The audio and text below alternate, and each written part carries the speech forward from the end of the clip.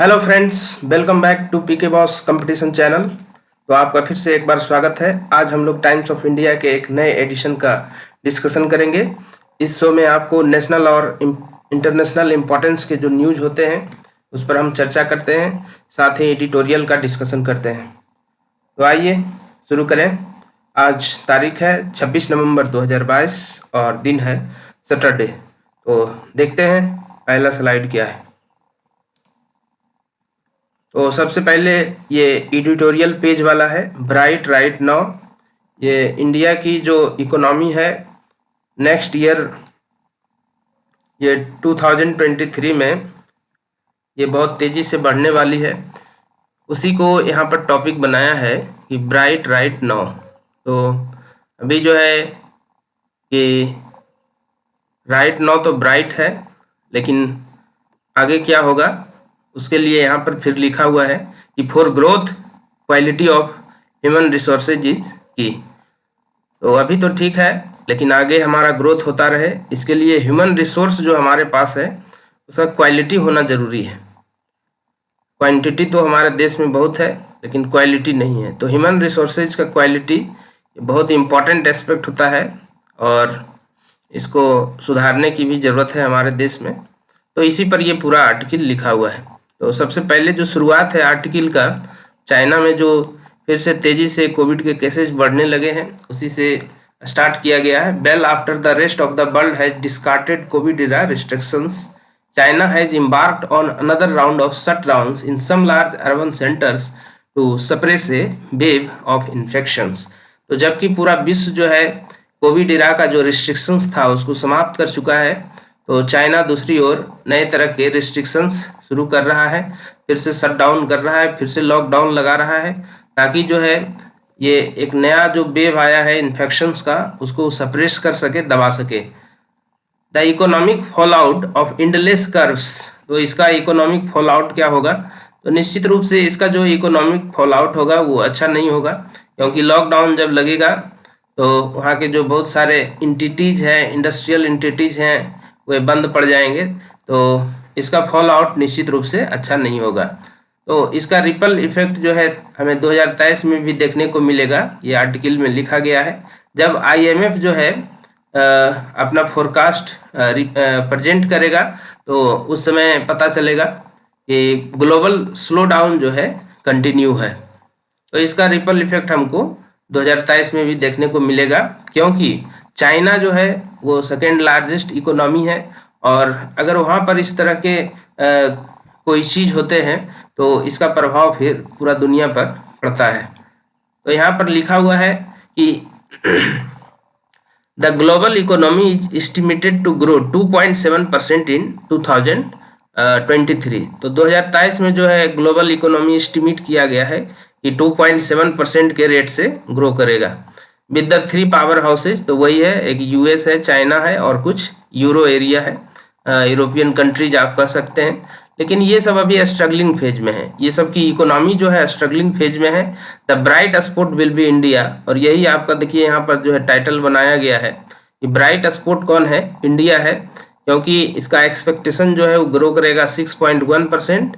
और कुछ लोग जो हैं, कुछ विश्लेषक पंडित्स, कुछ विश्लेषक प्रिडिक्ट कर रहे हैं इससे भी ज़्यादा रेट प्रिडिक्ट कर रहे हैं। India's helped as the fastest growing major economy in 2023 fits in neatly with its presidency of the G20। तो हम जानते हैं कि अगले साल G20 समिट जो है इंडिया में ही होगा, दिल्ली के प्रगति मैदान में, और भारत ही इसकी अध्यक्षता करेगा।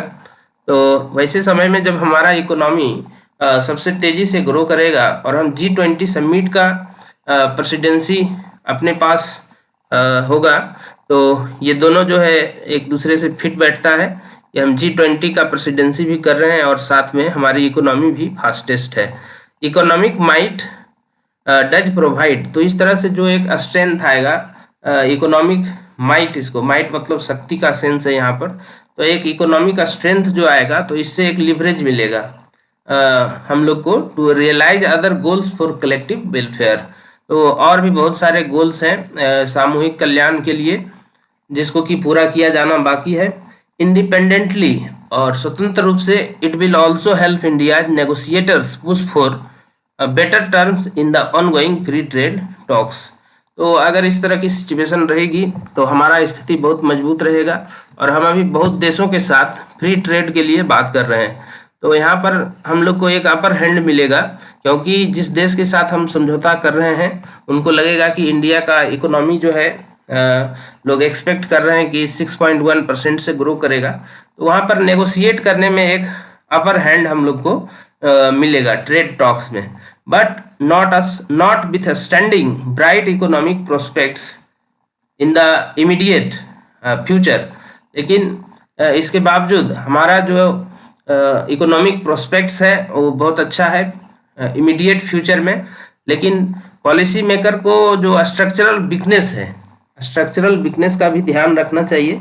Government of India's jobs report for July September showed that even in the countries most dynamic areas the unemployment rate was 7.2%।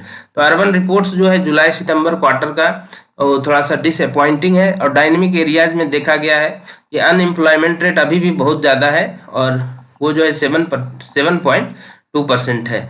जबकि हम देखते हैं कि यूएस की इकोनॉमी बहुत स्लो चल रही है, यूके की इकोनॉमी पूरी तरह से स्टैग्नेंट हो चुकी है, लेकिन वहाँ का एम्प्लॉयमेंट रेट जो है इंडिया से ज़्यादा है, आर सीइंग हाई एम्प्लॉयमेंट। तो ए डीपर चैलेंज, तो ये जो है हमारे लिए एक बड़ा चैलेंज है for India is that only 46% of the eligible population was in the workforce in 2021। देखिए ये डाटा जो है बहुत इम्पोर्टेंट डाटा है कि हमारा जो पूरा वर्क फोर्स है काम करने के लिए जो एलिजिबल लोग हैं उसका मात्र 46% जो है वो ही हमारे वर्क फोर्स में है।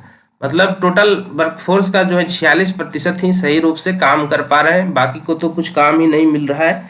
तो इस तरह की सिचुएशन है। आप इसको ऐसे भी समझ सकते हैं कि 100 में से मात्र 46 लोग को काम मिल पा रहे हैं, compare to a global average of 59%। जबकि ग्लोबल एवरेज कितना का है? 59% का है। मतलब पूरे विश्व में 100 में से 59 लोगों को रोजगार मिलता है। तो ये डाटा जो है तो हम लोग ग्लोबल एवरेज से भी काफ़ी नीचे हैं। It's a symptom of challenge we face in terms of quality of human resources. तो ये जो लक्षण है उस चुनौती का जो हम लोग फेस करते हैं कि हमारे जो ह्यूमन रिसोर्सेज हैं उसमें क्वालिटी नहीं है। क्वांटिटी तो यहाँ बहुत है, पॉपुलेशन ब्रस्ट कर चुका है, लेकिन हमारे जो ह्यूमन रिसोर्सेज हैं उनमें क्वालिटी नहीं है, वो स्किल्ड नहीं है, वो टेक्निकली पूरी तरह से अभी फिट नहीं है कि उनको हम वर्क फोर्स में शामिल कर सकें। इस तरह का सिचुएशन है। The single most important factor in determining our long term economic potential. तो ये जो ह्यूमन रिसोर्स का जो क्वालिटी नहीं है, तो यही फैक्टर जो है सबसे इम्पॉर्टेंट है। अगर हम कुछ लॉन्ग टर्म इकोनॉमिक पोटेंशियल को डिसाइड करें या लॉन्ग टर्म में कोई हमारा लक्ष्य हो, अगर उसको पूरा करना हो, तो क्वालिटी ऑफ ह्यूमन रिसोर्स जो है बहुत इम्पॉर्टेंट है और ये हमारे देश का सबसे बड़ा कमी है। India short term is bright. तो यही आपका जो है हेडिंग भी है इस आर्टिकल का कि शॉर्ट टर्म जो ब्राइट है, bright right now, the long term needs a lot of work. लेकिन लॉन्ग टर्म में हमारी इकोनॉमी जो हो सस्टेनेबल हो, ज़्यादा से ज़्यादा लोगों को रोजगार मिल सके, इसके लिए अभी बहुत कुछ किया जाना बाकी है। तो आई होप दैट कि ये आर्टिकल आपको समझ में आया होगा और इसमें से जो कुछ डाटा है बहुत इंपॉर्टेंट है। इसको जब आप आंसर लिखें तो वहाँ पर यूज करें, क्योंकि आंसर लिखते समय जब ये सब डाटा यूज कीजिएगा तो आपका आंसर जो है बहुत अट्रैक्टिव हो जाएगा। तो देखते हैं, चलिए अगला आर्टिकल। तो नेक्स्ट आर्टिकल है आपका SC6 centres response on legalising same sex marriage. तो देखिए ये जो सेम सेक्स मैरिज का टॉपिक है अभी फिर से सुप्रीम कोर्ट में जो है उठाया गया है और कोई गे पार्टनर्स थे, उन्होंने ये मुद्दा जो है सुप्रीम कोर्ट में उठाया पिटिशंस के माध्यम से। तो इसका एक हिस्ट्री रहा है इंडिया में। सबसे पहले 377 जो था, धारा 377 था, उसको जो है डिक्रिमिनलाइज किया गया। ये आपको 2018 में किया गया, 6 सितंबर 2018 को। और अब 4 साल हो चुके हैं कि धारा 377 को रद्द किए हुए 4 साल हो चुके हैं और अब मांग उठी है कि सेम सेक्स मैरिज जो है उसको लीगलाइजिंग कर दिया जाए, उसको लीगल बना दिया जाए।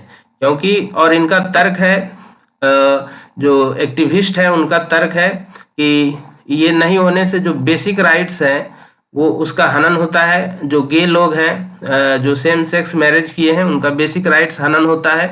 वे पेरेंटिंग से चूक रहे हैं, ना ही किसी को एडॉप्ट कर पा रहे हैं, और ना ही उनको इनहेरिटेंस के रूप में कोई प्रॉपर्टी मिल पाता है, क्योंकि सक्सेशन का भी अधिकार नहीं बन पाता है जब मैरिज का ही अधिकार नहीं है। तो ये सब तर्क दिए जा रहे हैं। और फिर हमारा जो फंडामेंटल राइट है, इक्वलिटी बिफोर लॉ, आर्टिकल 14 जो है, उसका भी ये एक तरह से जो है हनन है। फिर आर्टिकल 15 जो है कि आप कास्ट, क्रीड या रिलीजन के आधार पर डिस्क्रिमिनेशन नहीं कर सकते हैं, तो उसका भी ये उल्लंघन है। फिर राइट टू लाइफ है आर्टिकल 21, उसका भी ये उल्लंघन है। तो ये तमाम तरह के जो तर्क जो है अभी दिए जा रहे हैं। और सबसे पहले जो है 377 धारा थी, उसको हटाने की बात चली थी 2001 में। 2001 में एक नाज फाउंडेशन था, उसने सुप्रीम कोर्ट में पिटीशन दायर किया था। और इसके साथ ही उसी समय एक एड्स भेदभाव विरोधी आंदोलन चल रहा था, उसने भी जो है पिटीशन दायर किया था, लेकिन दोनों पिटीशन को खारिज कर दिया गया। फिर 2009 में एक दिल्ली हाई कोर्ट का बहुत ही इम्पोर्टेंट डिसीजन आया, बहुत ही इम्पोर्टेंट फैसला आया, जिसमें उन्होंने जो 377 था उसको रद्द कर दिया। लेकिन फिर जब सुप्रीम कोर्ट में मामला गया तो फिर 2013 में उसको दिल्ली हाई कोर्ट का डिसीजन जो था उसको समाप्त कर दिया गया। तो इससे जो इस तरह के लोग थे उनमें एक डिसअपॉइंटमेंट आई। लेकिन फिर जब 2014 में ट्रांसजेंडर को एक तीसरे जेंडर के रूप में मान्यता मिली, तो फिर इन लोगों में उम्मीद जगा और फिर इन लोगों ने स्ट्रगल करना शुरू किया। फिर 2017 में आप जानते हैं कि राइट टू प्राइवेसी को जो है फंडामेंटल राइट घोषित किया गया। और अंततः 2018 में 6 सितंबर 2018 को, और ये जो आर्टिकल 377 था, जो कि बहुत पुराना आर्टिकल था, और ये हमारे देश में जिसमें ब्रिटिश राज था 1861 में, उसी समय लागू किया गया था। तो ये बहुत पुराना था, बहुत पुराने समय का जो ये लॉ था, इसको कॉलोनियल लॉ भी बोलते हैं। तो उसको रद्द किया गया 2018 में। अब उसको रद्द किए हुए 4 साल हो गए हैं। तो अब बात उठ रही है कि सेम सेक्स मैरिज जो है उसको भी आप लीगलाइज कर दें। तो देखिए, अब इस पर चर्चाएं चल रही है। सुप्रीम कोर्ट ने सेंटर्स का रिस्पांस मांगा है कि सेंटर क्या इस पर अपना सुझाव देती है। जब धारा 377 को रद्द करना था 2018 में, उस समय भी सेंटर से सुझाव मांगा गया था। तो सेंटर ने सीधे कहा था कि सुप्रीम कोर्ट का जो कंसाइंस है कि वो क्या सोचते हैं, या फिर कॉन्स्टिट्यूशन के आधार पर क्या उचित है, आप अपने कंसाइंस के आधार पर डिसीजन दे दीजिए। तो इस बार देखना है कि गवर्नमेंट क्या करती है। क्या फिर उसी तरह से सुप्रीम कोर्ट में वो बोलती है कि कंसाइंस के आधार पर, या जो हमारे कॉन्स्टिट्यूशंस हैं उसके आधार पर आप कोई डिसीजन दीजिए, या और कोई तर्क देती है। तो ये देखना बड़ा इंटरेस्टिंग होगा। So 4 years after decriminalizing consensual private sexual relationship between adults of LGBTQ plus communities, the Supreme Court on Friday agreed to examine legalizing same-sex marriage in India, as it sought the union government's response to the pleas of 2 gay couples for making a special marriage act 1954 gender neutral। तो ये जो petition दाखिल किया गया है, इसमें फिर वही मांग है कि 1954 का जो स्पेशल मैरिज एक्ट है हमारे देश का, जिसको SMA बोलते हैं, उसको आप जेंडर न्यूट्रल बनाइए। जेंडर न्यूट्रल का मतलब हुआ कि मेल जो है मेल से फिर शादी कर सकेगा, और फीमेल जो है फीमेल से शादी कर सकेगा। तो इस तरह के प्रावधान की मांग उठी है। तो अब देखिए इस पर क्या कुछ डिसीजन आता है, फिर आगे कुछ आर्टिकल छपेंगे तो फिर उस पर डिस्कस करेंगे। तो बढ़ते हैं अब नेक्स्ट स्लाइड की ओर। It still hurts in my leg, brings back horror. Girls who identified Kasab talks of lingering trauma on 14th anniversary of 26/11। तो आज जो है बरसी है उसका 26 नवंबर 2008 को, जो मुंबई में हमला हुआ था एक्सट्रीमिस्ट के द्वारा। तो आज बरसी कहिए या जयंती कहिए, साथ ही आज हमारा कॉन्स्टिट्यूशन डे भी है। तो ये 26 नवंबर को जो हमला हुआ था, इसमें जो है इनडिस्क्रिमिनेट रूप से फायरिंग की गई थी, बच्चे हों या बूढ़े हों, सभी को एक तरफ से शूट किया गया था, और बहुत ही कायराना काम एक्सट्रीमिस्ट चरमपंथियों द्वारा किया गया था। तो एक कोई बच्ची है, एक कोई लड़की है, उन्होंने बताया है कि अभी भी जो ट्रॉमा है, अभी भी जो दर्द है, जैसे मेरे जहन में ठहर सा गया हो, लिंगरिंग ट्रॉमा, इसका मतलब वही हुआ है जिसको आप लैंग्वेज भी बोलते हैं। तो जैसे वो जो है जहन में ठहर सा गया हो, वो सारे सीन्स, वे सारे trauma, it still hurts in my leg brings back horror. तो पैर में शायद गोली लगी थी बच्ची का, तो अभी भी जो है वो घटना ताज़ा हो जाती है कभी कभी उसके जहन में। It has been 14 years since the 26/11 attacks in Mumbai. तो अब पूरा जो है 14 साल हो चुका है। For some survivors the trauma of memory still lingers. तो कुछ के लिए जो है अभी तक उनके जहन में ये ठहर सा गया है, भूल नहीं पाते हैं इस ट्रॉमा को, इस पीड़ा को। For others it is an event that even shapes there goal in life.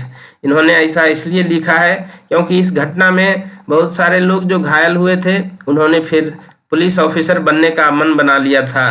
तो इसीलिए लिखा गया है कि even shapes their goals in life, the rest are trying to keep the door shut. और कुछ लोग इसे पूरी तरह से भूलना चाहते हैं, मौत के इस खौफनाक मंजर को अपने जहन से निकाल कर फेंकना चाहते हैं, लेकिन कहीं ना कहीं वो इनको पीछा करती नजर आती है।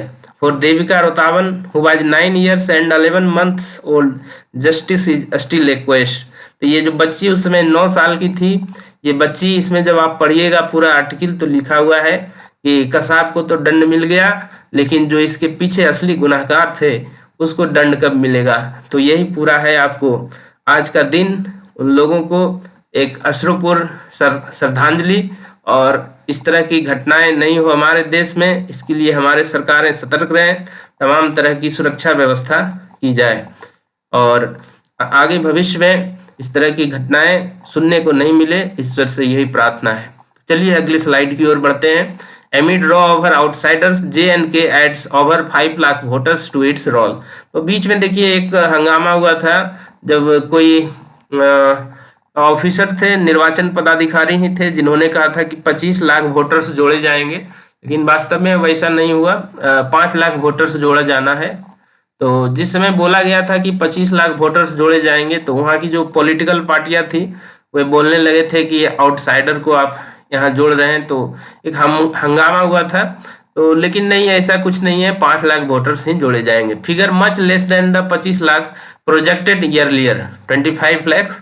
तो पहले जो प्रोजेक्ट किया गया था कि 25 लाख होगा, लेकिन नहीं, ऐसा नहीं, 5 लाख है। Should put into controversy से इसी ऑफिशियल, ठीक है। तो अब वो कंट्रोवर्सी समाप्त हो जाएगा।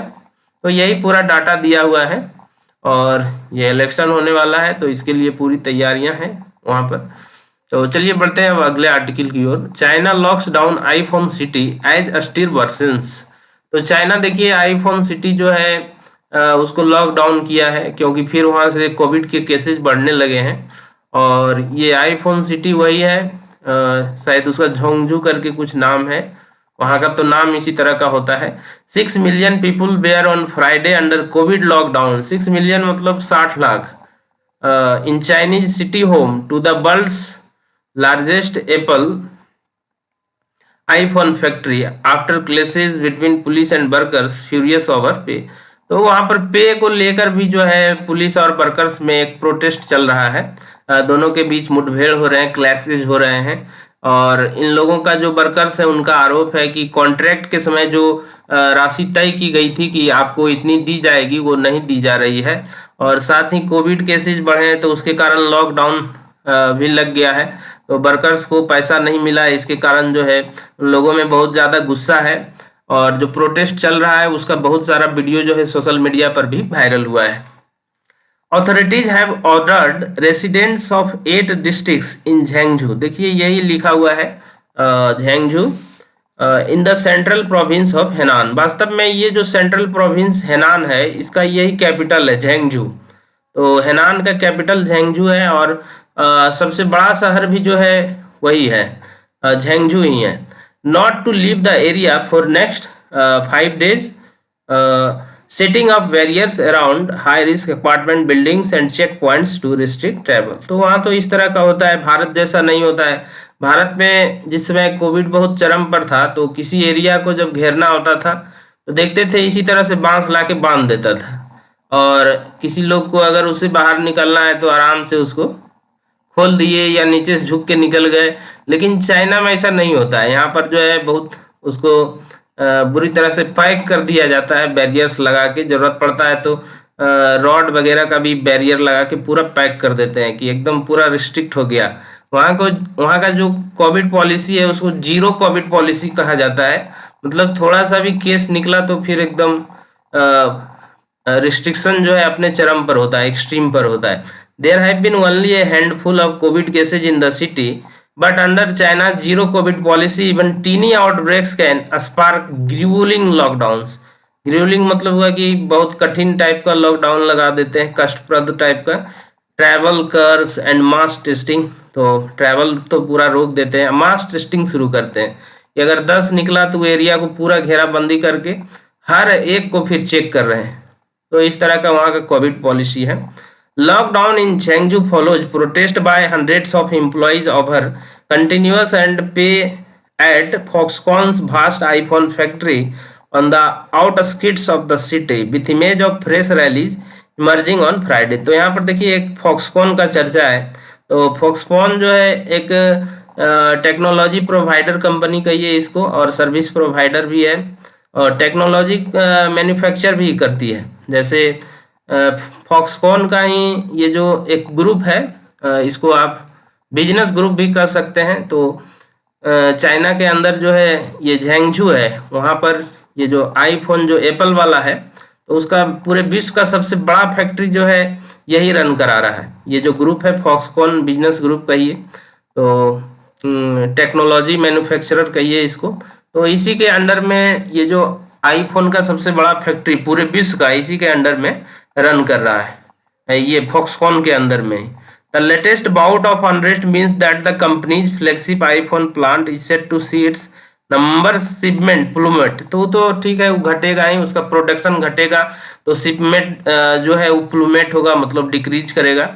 तो इस तरह का सिचुएशन आएगा। तो आने वाले समय में अगर इस तरह के लॉकडाउन और वहाँ लगाए जाते हैं तो ये वहाँ के इकोनॉमी के लिए ठीक नहीं होगा, और साथ ही पूरे वर्ल्ड के इकोनॉमी के लिए भी उचित नहीं होगा। तो इसी पर पूरा चर्चा किया हुआ है। And epidemic controller workers checks a list as he stops on a shared bike on a usually busy Beijing street during rush hour on Friday. तो ये जो है बहुत बिजी रहता था, बिजी रास्ता था, लेकिन आप देखिए कि पूरा खाली है। और यहाँ पर जो है एपिडेमिक कंट्रोल वर्कर है, ये कुछ यहाँ पर लिस्ट में चेक कर रहा है। तो इस तरह का सिचुएशन बना हुआ है, पूरा रोड खाली है, इन्होंने पूरा लॉकडाउन लगा दिया है। तो यही पूरा न्यूज है, आप इसको चाहें तो पढ़ सकते हैं। तो देखते हैं अब अगले स्लाइड में क्या है। ग्रीटा थनबर्ग, ये तो बहुत फेमस नाम है, क्लाइमेट एक्टिविस्ट के रूप में जानी जाती है, और आप सभी लोग जानते होंगे ग्रीटा थनबर्ग को। तो ग्रीटा थनबर्ग और 600 यूथ्स, अच्छा इतना सारे लोग मिलके sue Sweden for climate in action.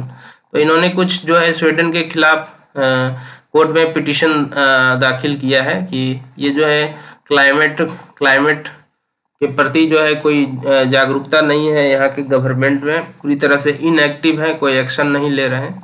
तो यही है, more than 600 young people in Sweden including climate activist Greta Thunberg on Friday filed a law suit against the Swedish state accusing it of climate in action, A first in the country. तो यही पूरा है। Greta Thunberg ये जो है centre में है, यहाँ पर देख रहे हैं आप, marches across Stockholm to file the law. Stockholm वहाँ का राजधानी है स्वीडन का। तो चलिए बढ़ते हैं, नेक्स्ट न्यूज देखते हैं क्या है। ये टाइम्स बिजनेस का जो है हेडिंग वाला पार्ट है, बहुत इंपॉर्टेंट लगा इसीलिए इसको शेयर कर रहे हैं। Job openings globally are at an all time high, तो अभी बहुत ऊपर है ये, ठीक है, जॉब ओपनिंग्स, और ग्लोबली मतलब पूरे विश्व में। तो यहाँ पर जैसे आप देख रहे हैं कि यूएस का जो ओपनिंग है ये 10.9 मिलियन है, 10 मिलियन मतलब 1 करोड़ से भी ऊपर है। इसको आप 10,90,000 के आसपास बोल सकते हैं 10.9 मिलियन को। ये 1.9 मिलियन है आपका, 1.3 यूके का है, कनाडा का, चाइना का, तो सबका डाटा दिया हुआ है। Barring a recession talent shortage are among the greatest challenge for companies. तो ये जो है कि रिसेशन के समय ही कंपनी को बहुत ज़्यादा ज़रूरत नहीं होता है स्टाफ्स का। लेकिन बाकी समय में जो है कंपनी जो है अच्छी कंपनियां हमेशा शॉर्टेज फील करती है, ठीक है। ये उनके पास टैलेंटेड जो है स्टाफ्स नहीं है, टैलेंटेड प्रोफेशनल्स नहीं है, तो इसका कमी हुए हमेशा फील करते हैं। The US for example has millions more job vacancies than people looking for work. तो जितना लोग काम करना चाहते हैं उससे जो मिलियंस मोर जॉब वैकेंसीज, तो लाखों में उनके पास ज़्यादा नौकरियां हैं। तो ऐसा भारत में तो नहीं है, लेकिन यूएस डेवलप्ड कंट्री है, वहाँ की इकोनॉमी हालांकि अभी स्लो चल रही है, फिर भी ओपनिंग्स उनके यहाँ बहुत ज़्यादा है और स्किल्ड लोगों की कमी है। As of Q2 2022, the largest 30 economies had a record number of job openings. तो विश्व की जो लार्जेस्ट 30 इकोनॉमीज है तो उनका जो है बहुत बड़ी मात्रा में जॉब ओपनिंग हुआ है, स्पेशली फॉर डेस्कलेस वर्कर। डेस्कलेस वर्कर हुआ मतलब जिनका कोई डिजाइनेटेड ऑफिस नहीं होता है, वर्क स्पेस नहीं होता है, वो इधर से उधर घूम कर काम करते हैं। ऐसे मार्केटिंग वाले लोग भी इसके अंदर आते हैं। तो उनका कोई डिजाइनेटेड ऑफिस नहीं होता है, उसको डेस्कलेस वर्कर कहा जाता है। तो यही आपका लास्ट पृष्ठ होगा। ये बात देखते हैं कि नेक्स्ट स्लाइड में क्या है। तो अब नेक्स्ट स्लाइड में कुछ नहीं है, तो आज के जो सेशन को यहीं समाप्त करते हैं। अगर आपको सेशन अच्छा लगा तो आप वीडियो को लाइक कीजिए, इसको ज़्यादा से ज़्यादा शेयर कर दीजिए और हमारे चैनल को सब्सक्राइब कीजिए। तो इसी के साथ सेशन समाप्त करते हैं ये, और अगले एडिशन में फिर हम मिलेंगे टाइम्स ऑफ इंडिया एक नए एडिशन के साथ। तो जय हिंद।